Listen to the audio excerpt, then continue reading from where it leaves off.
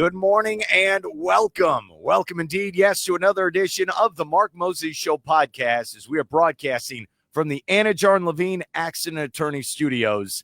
Take back control of your life. Call them today, 1-800-747-FREE. That's 1-800-747-3733. Anidjar and Levine Accident Attorneys. Also want to give a quick shout out to our great podcast partner, Walk On Sports Bistreaux, home of the $5 Tito's and $4 22-ounce Busch Lights all day, every day. And what's on tap, we will tell you tonight, later today on the show. And that's always sponsored by Chumley's Depot in downtown Melbourne, where friends meet. And you know what's on tap right now? This fine gentleman who broke his pinky the other day. He is a gamer. I can't believe it. His name is Tim Walters, Mr. 321 with the Florida Today. How you doing, buddy? I'm doing great, aside from the broken pinky there, Mark. How have you been? All right. What happened? Yeah, so this is crazy. 2 weeks ago in Auburndale, which is near Lakeland, for those of you not familiar with the area, they were holding a competition called Keeper Wars. It is a national thing that travels from city to city. In fact, this weekend, I believe they are in Murfreesboro, Tennessee. But anyhow, they came to Auburndale, Florida to hold their competition. And my daughter, who is, not just my opinion, she is proving that she is one of the best goalkeepers in her age group in Central Florida. And so she took part in this competition. So it turns out that they didn't have enough girls in her age group to put together an entire bracket of girls. So they mixed them with the boys. So you have 9 and 10-year-old boys and girls all in the same competition. Well, my daughter, she was 3-0 against girls. She was 2-5 against boys. She was the only girl to defeat a boy. She defeated 2 boys. And she qualified for nationals, which is really cool. And those are going to be held near Orlando in late July, which will be at lake known as SoFi Complex. So luckily, it's going to be at an indoor facility, because being outdoor in July would probably kill people, especially if they're coming from up north. What does this have to do with your finger? I'm confused here. Yes. So we get to Auburndale, and we've never taken part in this competition before. So Keeper Wars, Mark, essentially what it is they take 2 goalkeepers and they put them 18 yards apart, and they kick at each other or throw at each other or do whatever they can to score a point. Each half is 3 minutes. And so they put a ball down. You're allowed to come 6 feet out of your goal, and you're just trying to defeat your opponent. So some people brought coaches. They paid coaches to come with them. We walk in there, a couple of knuckleheads that have never done this before. And so, I've worked with my daughter now for more than 2 years as a goalkeeper. I've been to enough camps and other things to where I feel as though I know the goalkeeper position pretty well, even though I never played it. But so you're allowed to stand right next to the goal, because number one, there's only one ball. So you're trying to stop balls, give it back to the keeper to keep the flow of the game going. So at one point, I was standing next to the goal, and the girl my daughter was playing against, so yes, a 10-year-old girl, broke my pinky. She kicked this ball so hard, and it was a low line drive, that I put my hand out to stop as it was coming. But right before it reached my hand, it just skipped the ground right into my pinky. And I knew immediately the second it connected, my finger was broken. I went, oh, it's broken. And so I just walked away. My wife kind of took over the coaching duties. My daughter ended up winning the match. I think it was like 12-7 or 11-7, but I missed the end of it. It was the first thing Sunday morning. So Saturday, my daughter did 6 matches. She went 3-3. Again, she was undefeated against girls, beat a boy, but lost to a couple. But then first match Sunday morning, I break my pinky. Now, here's the funny part. I can't wait to hear this part. Oh, this is great. I walk over to the area where you sign in and all of that, and I look at one of the people and I say, I just broke my pinky. Do you have a medic around here? And they, of course, said no. So they have this competition, this dangerous competition with kids between 9 and 18, and no medic on hand. So the son of the woman running the place, he was 18, this real tall, nice kid. He goes, well, let me get you some ice. So he takes me in the air-conditioned trailer that they had there. And he puts my hand on ice for about 10 minutes. And I knew it was broken. I could tell just by looking at it.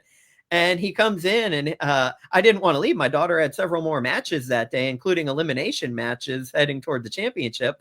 So I said, well, do you have tape? I'll just tape it to my ring finger.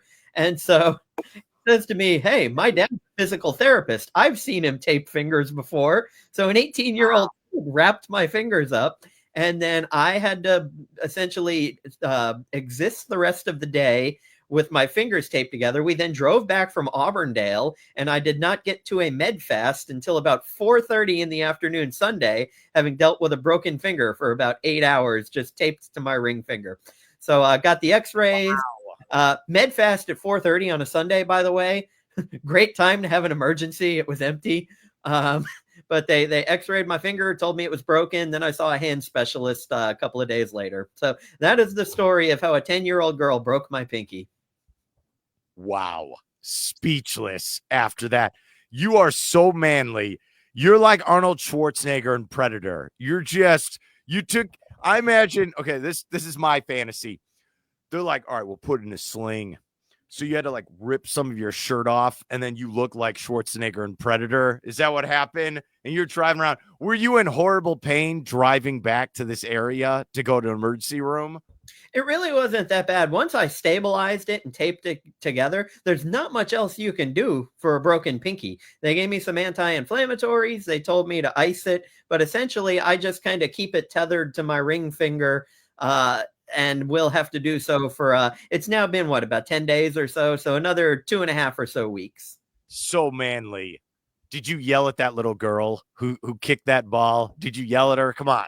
No, and she was the sweetest little girl. She came up to me later in the day and she was like, "I'm so sorry." And I was like, "Hey kid," I said, "you got a great boot." I was like, I'm actually proud of how hard you girls are out here kicking. And to think that my daughter and this young lady and the other young ladies that are out there, they're not only absorbing that type of kicks from each other. Trust me, boys that age kick way harder. So these kids are out there, putting their bodies on the line at 9 and 10 years old, and they did awesome. So I'm glad that at nationals, my daughter will only be competing against girls in her age group because they're people who have qualified. There are events, like I said, all over the country. There was one in St. Louis. There's one in Tennessee. They're all over the country. So they're all going to come together in Lake Nona here at the end of July, and we will be rooting my daughter on. Maybe she can win a national title.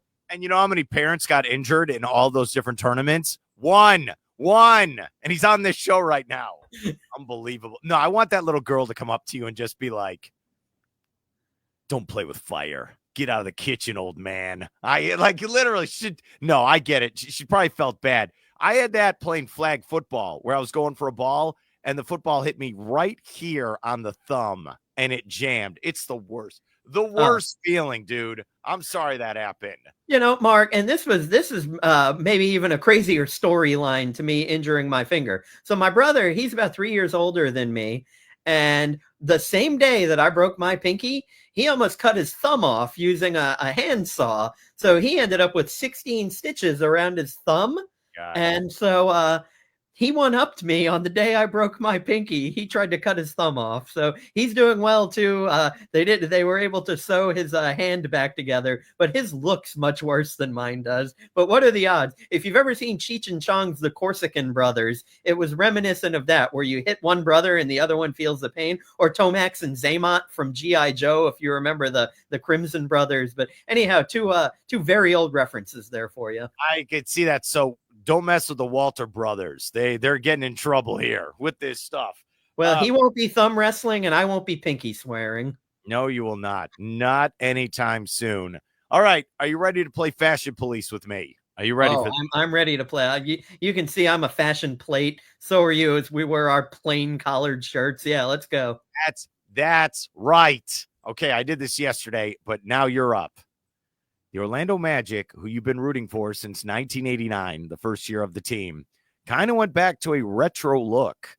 Here is the logo. Let's bring this up first. Okay, Tim, what do you think? That's okay. It's not my favorite logo. I wasn't thrilled to see it, but it's not terrible. It's not eye-popping. Our buddy Alan Slaughterzinski yesterday made a point. I didn't even think about this until he said it. The word Orlando is off center. Do you now notice that? You don't see it at first. Do you like how it's in motion going forward with the basketball? Do you like that? Not really. I'm a neat symmetry type of person, so I would have preferred it being centered at the top, but I see why they did it with the stars. It's a little jarring. I don't know. It doesn't thrill me. I'm sorry, Orlando Magic people who probably spent hundreds of thousands of dollars redesigning it. Well, what's interesting is the design, and there's variations to this design. It looks like the original basketball with the stars. It's not a new logo. It's a variation of the original logo. Do you like, okay, no, I'm trying to think of the better question here. Do you like that they decided we want to redesign things after the last couple of years? Yeah, I mean, I understand clubs do this every few years. They also want to sell new and different jerseys and things like that. There's a lot of excitement, obviously, around Paolo Banchero and Franz Wagner. And hey, let's see if the team can put together a package and bring Giannis Antetokounmpo down here. Can we do that? But right. Here's the next one with Tim Walters, Florida Today. Let's bring this up. All right, here's the 3 jerseys. I will give you my thoughts, then you will have the floor. They're very 90s Shaq and Penny, especially the Orlando all blue one. I love that look. I think that looks awesome. And I like the shorts. The one in the middle, I'm not sure on. What are your thoughts, Tim? Yeah, I think you and I are in agreement there. I love the white one too. Very reminiscent of the old school Magic. I can almost picture Scott Skiles wearing that one. And like you say, the blue one does look like the Shaq Penny era. Not a huge fan of the black and blue one. It's kind of weird looking where you have like the black with the stripes, the lower half. Again, that's a more retro look, something that Nick Anderson wore back in the day. The solid blue up at the top and the stripe. I don't know. It looks like they were trying to go for too many things there. A little jarring to the eye. Not a huge fan of the one in the middle, but I like the other two. Well, as it says in the photo, a new generation of Magic basketball. I am with you 100%. Hey, if you can win basketball games, I got no problem with this. So that is, I know we went 2 minutes there. That is our official statement on the new looks. We need this after a while. You know that my Chicago Bulls have had the same look since 1966 and have not changed. They're like the New York Yankees. Would you rather have that for a franchise? Just one look forever, or do you like that they change it up once in a while? I'm big on consistency. So and with the Bulls, I mean, look, you're used to that classic red. People are always going to think of the Michael Jordan Bulls. So when you have that lineage to it. So anytime someone suits up in a Bulls uniform, they kind of want to have that Jordan nostalgia feel. So I'm okay with the Bulls being one of the teams that do that. You know this, right? This has happened the last couple of years where if you turn the Bulls logo upside down, it looks like a robot reading a book. And that is the PG version because other people think the robot's doing things to something else. I think it looks like it's reading a big book. That is one of the weirdest things. I have seen that logo. I am 43 years old, Tim. I have seen that logo 10 million times. And when someone showed that to me, freaked the hell out of me. What about you when you first saw that where you flip it upside down? Yeah, I had only seen that in a meme on Facebook, let's say over the past month. A robot and what is it, a crab getting friendly in certain ways. Yeah. I've never really thought to look at other NBA logos or any other team logos upside down. So it makes you want to go and check those things out. Kind of reminiscent of when they thought on heavy metal albums in the 80s. If you played them backwards, you got devil messages. Maybe that's what they were going for with the logos. If you flip them upside down, there are nefarious things going on. Okay, there's the logo, right? We all know it. And you know what's funny also about the logo? I never really thought about the red on top of the horns. So my question is, does that mean the bull was like spearing someone? Like it's some type of Spanish. Now I can't even say it. Like I'm going to start laughing if I say it. Like, did the bull stab someone and that's blood? Is that supposed to be blood at the top of the horns? I'm confused. Yeah, it makes me once again, here's an old reference, but way back in the day of ECW when Rhino would come out and Joey Styles would yell, "Gore! Gore!" A luchador, right? Is that what it's called? Yeah. So, all right. So if you turn it upside down, see, here's what happened with the phone. It's now getting, messed up. Doesn't know what it's doing. If you look upside down, there's the robot. Isn't that crazy? Man, that is nuts. That really is. Tim Walters, Florida Today newspaper. Do you want me to bring like other magic tricks? Like, like the thumb thing where you make it? That's what it's going to be. Well, like with the Orlando Magic logo, you can't really flip that upside down and get much. However, if you turn a star upside down, once again, going back to my 80s heavy metal references, an upside down star is supposed to be satanic. So let's keep that right side up as well, right? So your thing is you want more satanic basketball logos. That's what you want. I mean, look, you have the Duke Blue Devils. That's a devil. It's in the name, but you want more satanic. I think what you need to do for us is you need to come up with a basketball team name that's so evil that 80s heavy metal fans will root for that basketball team. Can you do that for us?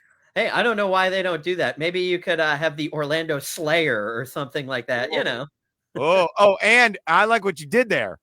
Slayer, not Slayers, like Magic, Heat, Thunder. You're going with the Orlando Slayer. That's what the team name's going to be. All right.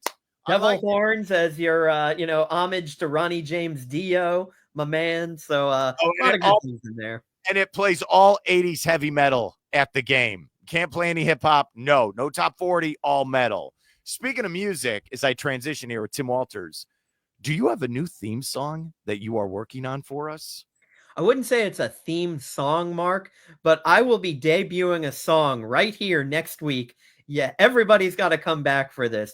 I don't want to give too much away, but Mark, we always joke around and you love for me to tell the story about the time I met Ric Flair in 2013 and the lengths I went through to get him to autograph my shirt by, after finishing the interview, stripping a shirt just like this off and having my WrestleMania 2008 shirt on my body, and he signed on my back. So I have written a song about the time I met Ric Flair, but it's set to a very familiar tune. And I've also made a music video using footage from that day, using footage from 1999 when I was at WCW's Monday Nitro in Gainesville, and then using some other footage that will add comedic effect to it. So I basically have it ready. I didn't want to unveil it today because I got a couple of technical tweaks.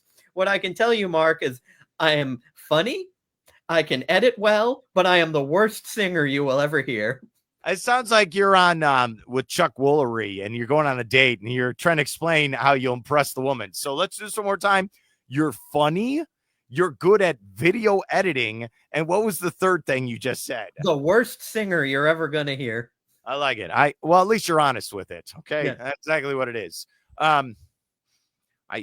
Speaking of wrestling, and I can't wait to hear this song next week. I'll be the first person to hear it, and then the world will get to hear it. Can't wait. And do you want that to be your new intro song moving forward? Is that what we need?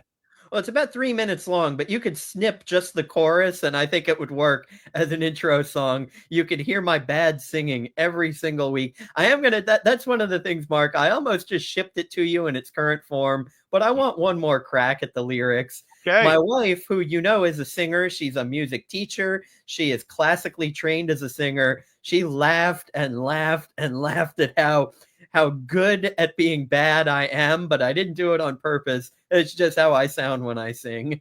When you broke your pinky, was she laughing? Was she disappointed? What was her reaction to this? No, she just wanted to make sure I was okay, but I also didn't want to distract. Isabella didn't really know what was going on, so I just kind of quietly walked away, and my wife just kept going business as usual, and then she checked on me after the match, because, we didn't want to distract the athlete. Okay, speaking of wrestling, did you back in December, I'm putting you on the spot with this, for AEW, which we both will do, conversations with all the different, wrestling superstars there.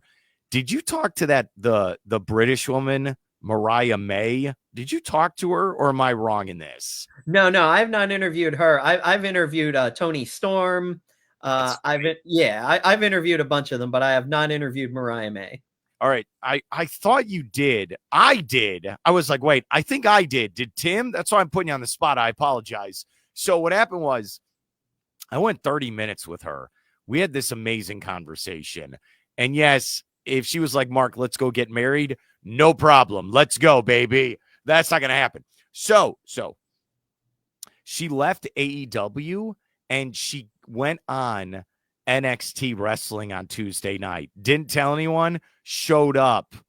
And I thought that was really, really cool. And you know what?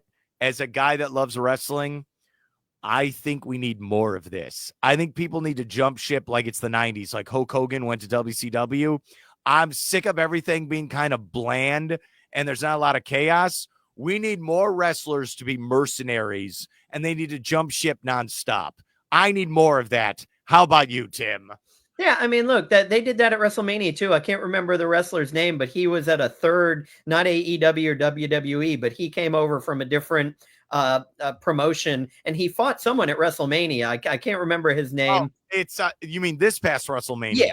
Okay, I know who you're talking about. It's the Joe Hendry guy. Yeah, right? Hendry, that's it. Yep. Yeah, you think it's Henry? It's very confusing. You think it's Joe Hendry because that'd be easier to understand. No, Hendry. It's very weird. But he's been in wrestling a long time. He's in TNA, which is kind of with the WWE. And he showed up and took on Randy Orton. Yeah, I like him. Yeah, I agree. And if you think about it, before wrestling unified, and people don't realize Vince McMahon is really the one that unified wrestling in around 1983-4, right as he was putting together Hulk Hogan as kind of the preeminent champion. But you used to have territories, and guys would come into other territories. So you might have somebody from the Lawler or the Tennessee area, and they might go into Texas, where the Von Erich family was big. And then, of course, in the 90s, people didn't realize that Scott Hall had actually left WWE to go to WCW. So he was showing up as if he was some sort of outsider. And of course, when the Shield used to show up, people didn't really know what to think of that. That almost seemed like an invasion. Those storylines are always, certainly captivating. But right now, the WWE, if you look, their ratings are really hurting, going to streaming only. There's a lot of things going on right there. And, you've got, their stock is kind of suffering. So, leaving mainstream cable is actually helping to bolster AEW, which is another part of these wrestling wars that are going on. A lot of people, they don't take AEW as seriously, but now because they're the only game going that you can just flip on your TV and watch, they really are starting to gain audience. So it makes you wonder what WWE is going to do to counter some of that struggle. Here's always my thing. If we're in the writer's room, here's what it needs to be. Who's the champ? Forget about who's the heel, who's the face. And if you don't know what that is, bad guy, good guy. Forget that. Who's the champ and who's gunning for the belt? That you need those storylines. Who's the champ? And you can't have, how do I say this? Like, okay, here's what it usually is. The champion, the Intercontinental Champion, the women's champion, the tag champions. Everything else, I'm just like, sometimes you have the hardcore, but they got rid of that, the hardcore championship. And then who's the biggest faction? Like how your boy Ric Flair was with the Four Horsemen. You have that or the NWO. Keep it as simple as possible. Who's the champ? Who's gunning for the championship? Why is that so hard to do now? I don't understand. Because you got to have 17 hours of programming to fill. Keep it. Dude, when I was in high school, I know I'm going to sound like an old man now. Oh, get off my lawn, kids. I was in high school when it was the Monday Night Wars. And yeah, it was like I told my dad, we have to watch Monday Night Raw. We have to watch it. We have to. And that's when it was big with Stone Cold and The Rock and Vince McMahon is the bad guy and Triple H. And it was must-see TV every single time.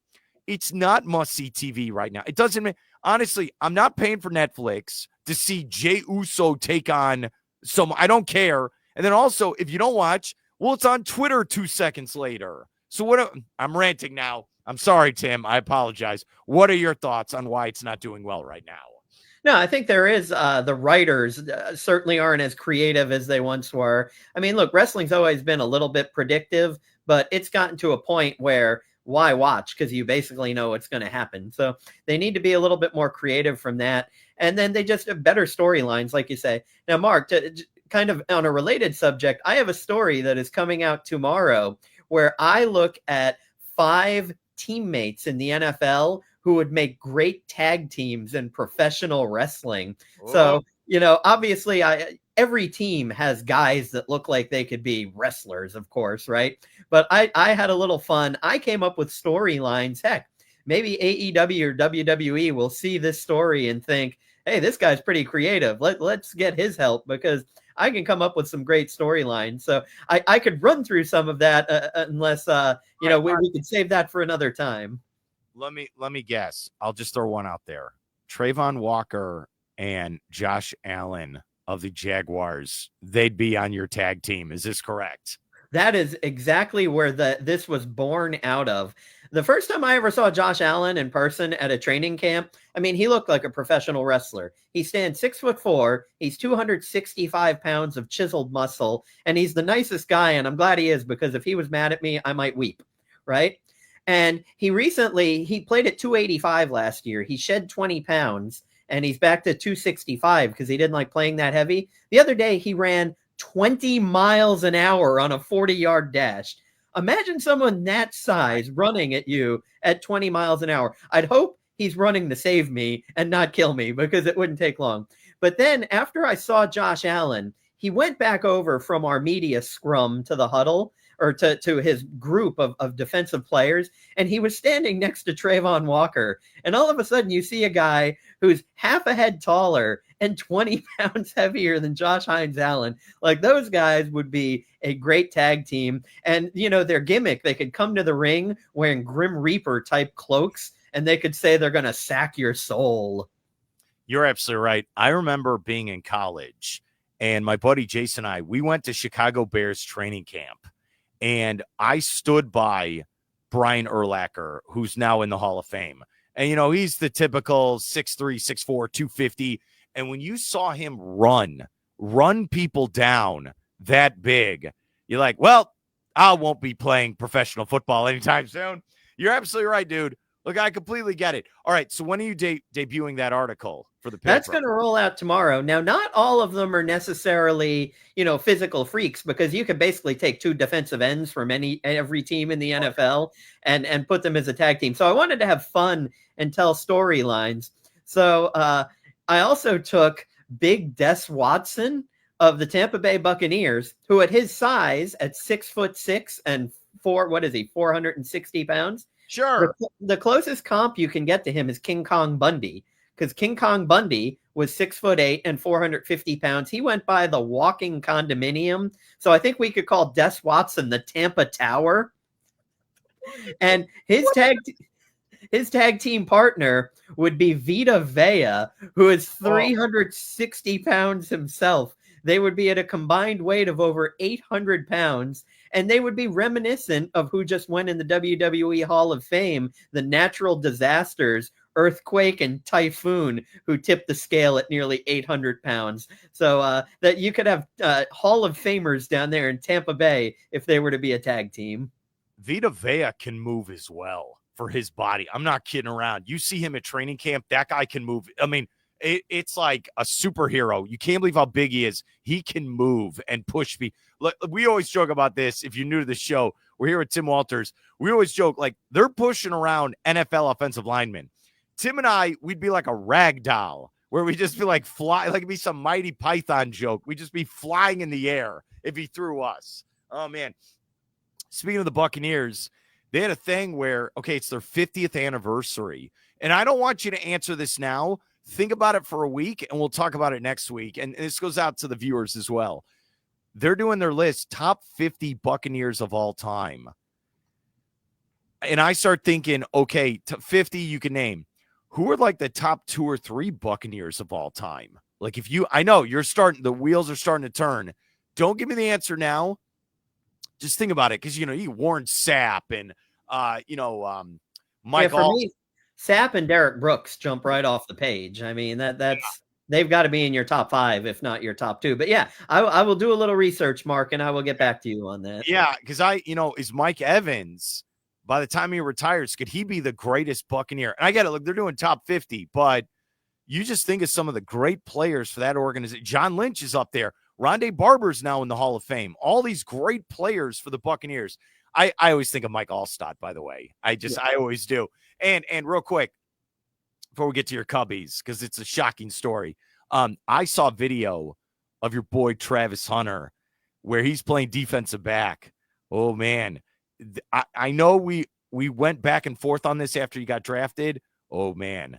This is going to be must-see TV because you're seeing some of these from OTAs, and he looks like he is going to be a stud. Have you seen some of these videos? Yeah, I think I saw the one I know you're talking about. It made its rounds yesterday, and he was defending number 88, which I'm not sure which receiver that is. I'd have to look it up because they've got a lot of guys in camp right now. But he went up and made like a one-handed grab where it looked like he flew through the air like Superman to grab it. Now, here's the thing, Mark. With the OTAs, the 10th and final OTA is today for the Jaguars. The media have only been allowed to 3. So my guys have only been at 2 OTAs, and today will be the 3rd and final one that they'll be allowed to attend. Yeah. They didn't play him on defense at any OTA where the media was present. So we've only seen him on offense with our own 2 eyes. So when a video like that leaks out, it's just, it shows you that right now they're in the lab coming up with secret things that they don't want the rest of the league to see. But this guy he's going to be so much fun to watch. Now we'll see what happens next week. Mandatory mini camps start Tuesday. They go Tuesday through Thursday, and we'll get to see him a little bit more then where they have the whole team together. Not sure how much they're going to really reveal then, but at least you're going to see a little bit. And I think we will see the media and people will get to see him a little bit more on both sides of the ball. But yes, he is looking like he could be a great player. Now, there's also some things where we've heard that, obviously there's some bumps in the road. There are learning curves because if he's in the receiving room sometimes, he's not in the DB room sometimes. So he has to kind of do double studying, because you can't be at 2 places at once. So there have been a couple of times where on offense, he maybe made a mistake or, went one way or where he didn't go the other. But he's also only 2 weeks into his NFL career, and he's already making plays that are ridiculous. So I think giving him a couple of months to get everything down, I think we're going to see someone special. Yeah. Yeah, I saw Liam Cohen, the new coach of the Jaguars. He threw out the first pitch last night at whatever that Jumbo Shrimp. What's their minor league baseball team? And he looks so happy and yay. It's going to be a lot of pressure on that guy to make sure Travis Hunter is part of this offense and defense. Like this is going to be fascinating to see this fall. And you got to check out Tim, all of his coverage moving forward for the Jaguars. Okay. Who is this guy in the Chicago Cubs who could just shows up? He's got one of the great names I've ever heard. He might be an MVP candidate. The Cubs are the best team in the National League. What is happening here, buddy? Explain. Yeah, Pete Crow-Armstrong. I love it. So this is his 3rd year with the Cubs. He played about 130 games last year. He only played a handful of games the year before as a rookie. He was, I guess technically last year would have been his rookie year based on number of games played. But right now he is having himself a season. He's hitting 276, 15 homers, 51 RBI.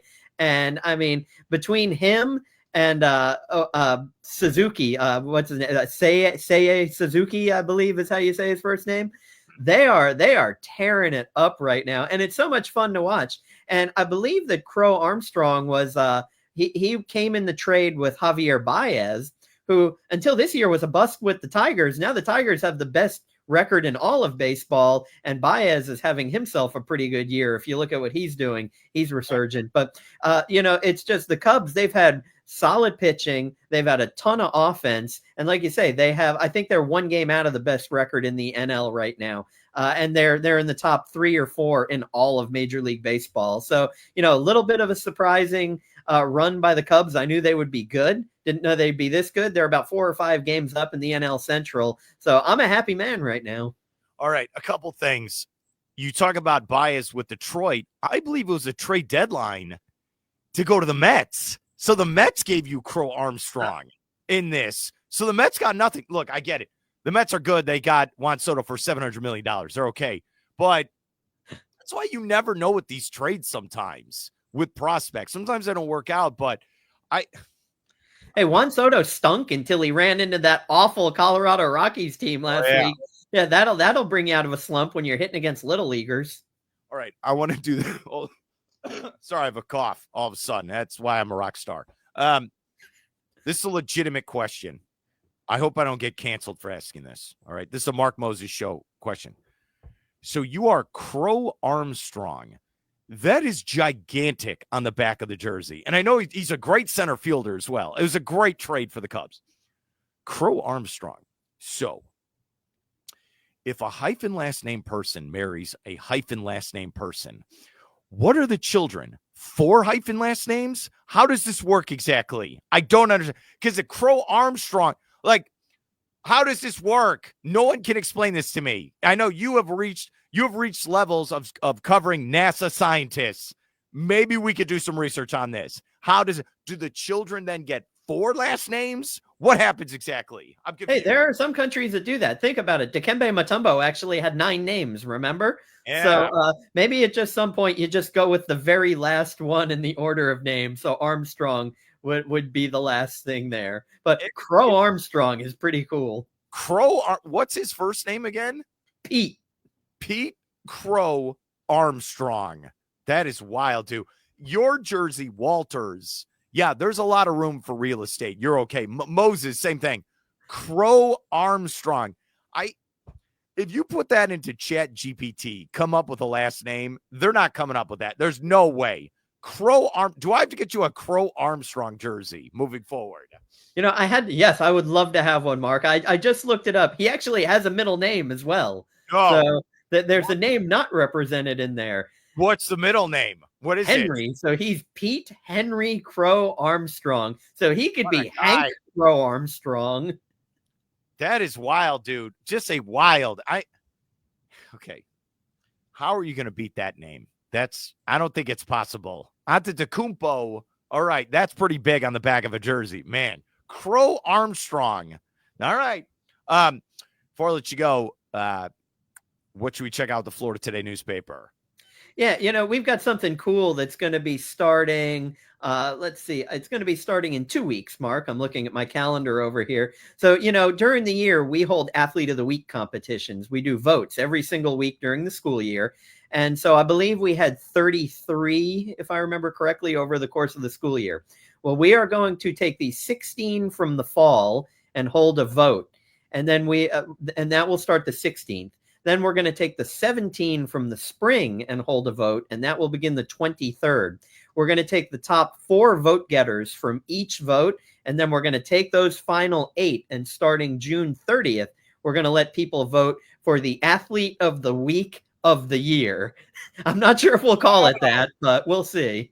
The Crow-Armstrong of voting. I like this. All right. Do you think they just call him Crow in the locker room?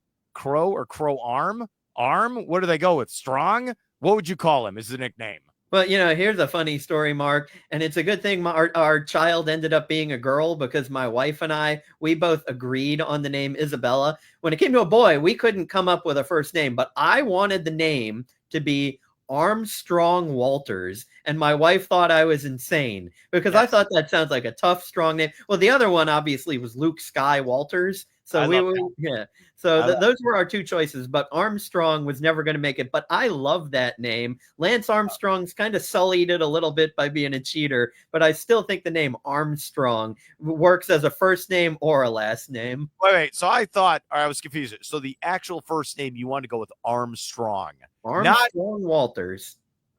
How about Arm the first name, Strong middle name, Walters last name? No, what would your middle name be for Armstrong? What would it be? Well, you know what? We hadn't gotten that far because I think I was laughed out of the room. So, Tim Walters, Florida Today. My man, thanks for your help and have a great day. I appreciate it, Mark. I love it when a plan comes together.